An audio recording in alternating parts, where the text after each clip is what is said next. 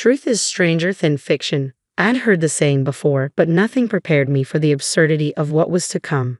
My name is Sarah, and I had an experience that defies belief. I met my boyfriend, David, through a mutual friend, and after dating for just over a year, it seemed only natural that we get married.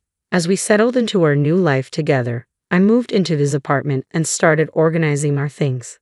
We were on the brink of submitting our marriage registration when I was suddenly struck down with a fever and diagnosed with the flu at the hospital. David, ever the reliable partner, assured me, "I'll handle the marriage registration." Trusting him, I left it in his hands. Hours later, I heard David's voice and then a sweet female voice calling out, "David." A wave of concern hit me. Had he brought another woman home while I was sick? But no, it wasn't a fever-induced delusion. David had come back with his mother. She marched straight to our bedroom and called out, "Sarah, aren't you coming out to greet me?" As if demanding a welcome from someone who was clearly unwell. What kind of person was she? I pretended to be asleep, hoping to avoid further confrontation, but her next move was even worse.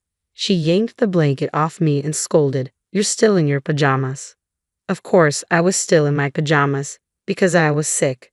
"Get up and change immediately. You look disgraceful," she ordered, trying to pull me out of bed. "Please leave me alone. I have the flu and it's contagious," I pleaded, my voice a mix of frustration and panic. Where was David during all this? From the living room, I could hear the loud sound of the TV and his laughter echoing along with a comedy show. "David, your mother is practically attacking your wife.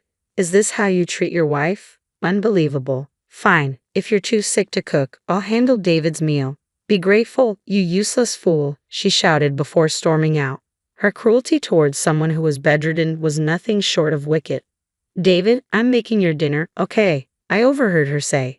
Exhausted by the heated exchange, I felt utterly drained. "If you heard, why didn't you stop her?" My frustration with David only grew as he failed to intervene and allowed his mother's relentless abuse to continue. Unable to find peace, it took 5 long days for my fever to finally subside. I couldn't help but regret agreeing to marry him. I miss my single life deeply. After a 2-day rest, I returned to work and informed my boss that I was married. With no wedding ceremony planned, I only notified him and the HR department. At work, being something of a loner, my only close contact was Anna, who worked in HR. "Congratulations on your marriage. A week off for the honeymoon? I'm so envious." Anna's teasing smile made me sigh. "I just got hit with the flu and had to endure torment from my mother-in-law." "What? That's hilariously tragic," she said, though I didn't find it amusing at all. She then gave me some instructions. "It's been a week since you filed your marriage registration. You should be able to get some paperwork with your new name and address on it. Go get that sorted and let me know so I can update your details in our system." I listened, trying to keep a serious expression. At that moment, all I could think about was getting a divorce. I hadn't anticipated such a shocking turn of events. After work, I went straight to City Hall to request the paperwork. I was advised to collect it. However, when I looked at the document, I saw my maiden name still printed on it. "What does this mean?" I texted Anna urgently. "The paperwork still has my maiden name. What's going on?" She replied almost immediately, "I don't think your marriage has been registered." Don't tell me, I thought, realizing that what I believed to be a marriage might have been just a figment of my imagination. "I think you're right."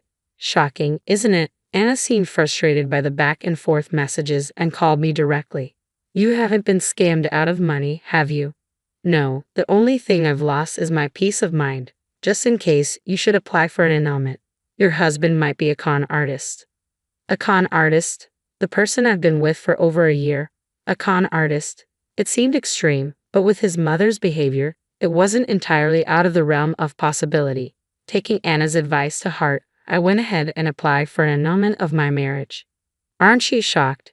Anna asked, still on the phone. I stared blankly into space. Logically, being betrayed by your partner should be shocking, but after enduring David's mother's bullying while I was sick and seeing David act like a mama's boy, I'd surprisingly realized that I no longer loved him. The treatment I received from his mother made it clear that staying in that situation wouldn't be good for me.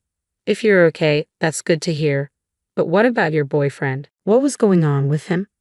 I, too, was curious about his intentions. There had to be more to it, something that would be exposed as soon as the marriage registration was checked, just like it was today.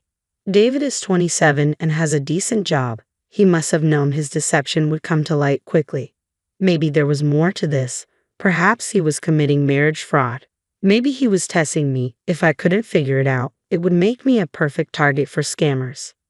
I was deeply offended to be treated like such a fool. I couldn't forgive David for what he'd done. Fueled by anger, I made a decision. I boasted to Anna about my plan, but what I actually managed to do was quite mundane. I recorded conversations and watched the footage of David and his mother. It felt as though I was the one committing a crime.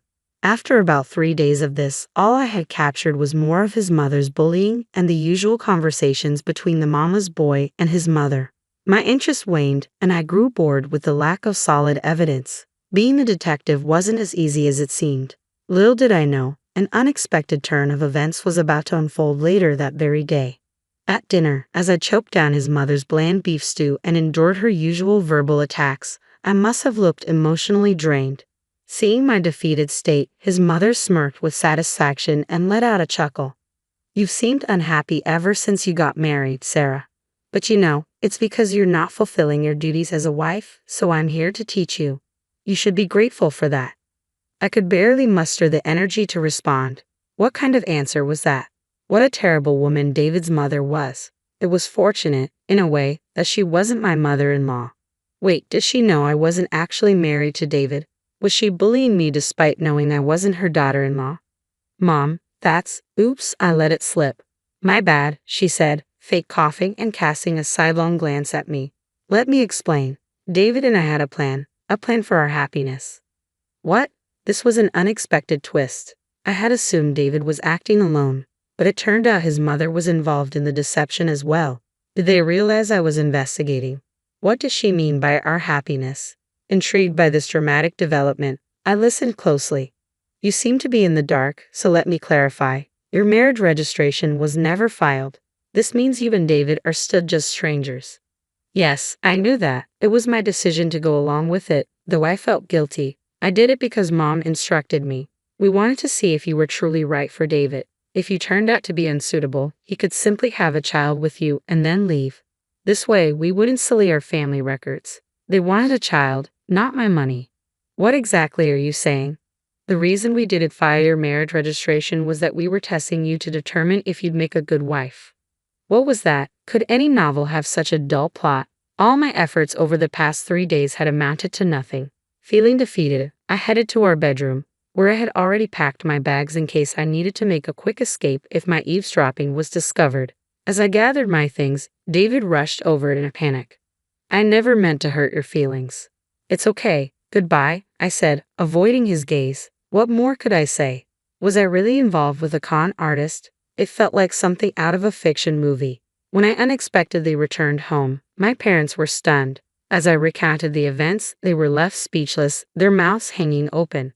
Given the late hour, they told me to get some rest, treating me with an unusual degree of concern. The next day was Sunday, and I spent the night letting off steam at a nearby pub with Anna and a few other friends. By the following morning, I was over it, though I had no idea what awaited me. That Monday night, the doorbell rang at my parents' house, and my father's angry voice boomed through the house. "Get out." I rushed downstairs to find David standing at the entrance with his mother looming behind him. "Sarah, you need to listen to me," David pleaded, pushing past my father. "Why should I? Everything was fine when we were dating, wasn't it?" "Just hear me out," David began. Apparently, word had spread about how he treated me, thanks to a mutual friend. His coworkers, who were also friends of mine, had given him cold stares at work. When he pressed for an explanation, a colleague had confronted him with, "So, you committed blatant marriage fraud?" Now that I thought about it, one of David's coworkers had been at our all-night venting session. David seemed to believe that if he could win my forgiveness, he could also repair his damaged relationships with his colleagues. "I never meant to deceive you. I was planning to file our marriage registration in secret later on." "Really? You thought I wouldn't find out?" "You're not that clueless, are you?" I went to get some legal documents and found out immediately that David's claims were true. He genuinely didn't know about the registration issue. I felt foolish for suspecting something more sinister. As I stood there, stunned, his mother stormed in. "You knew about this and still stayed with David for a few days." Forgive him immediately, and then I'll consider you as my daughter-in-law. Honestly, I couldn't care less about your approval. Even if you begged, I wouldn't want to be your daughter-in-law. What did you just say? Your son is a mama's boy, and your cooking is awful. I'm fed up with your bullying and your petty sarcasm. What? I continued, watching his mother's face turn red with anger. You wanted me to have his child and not ruin the family's reputation. Isn't that a gross violation of my rights? Did you even think of me as a person with feelings, not just a tool? And don't you dare speak to my mother like that. Do you still not understand what's going on? What you did is called marriage fraud. I didn't do anything wrong. You wasted my precious time. Time is valuable, you fool. I nearly grabbed David by the collar, but my father stepped in. Sarah, that's enough. The neighbors are watching. I looked around to see that we had attracted quite a crowd, with neighbors clapping and cheering, "Go Sarah." Meanwhile, those who knew David and his mother were whispering and spreading rumors. I glared at the now pale David and his mother and threatened them. Don't ever come near here again. If I see either of you around my house, I'll call the police. As an afterthought, I added, David, I've recorded conversations of your mother bullying me. I'll be seeking compensation, so expect a call from my lawyer. I said this with a triumphant smile. After that, David's situation only worsened. He was ostracized and removed from team projects, relegated to a mundane role in the document management department, essentially a notice of redundancy. My gossip-loving mother filled me in on what happened to David's mother. During our confrontation at my parents' house, someone she knew was present, and soon they became infamous in the neighborhood as the Foster mother and son. They now lived a constrained life, constantly trying to avoid being seen. It was all a consequence of their own foolishness. I couldn't help but feel a sense of satisfaction at how things turned out for David and his mother.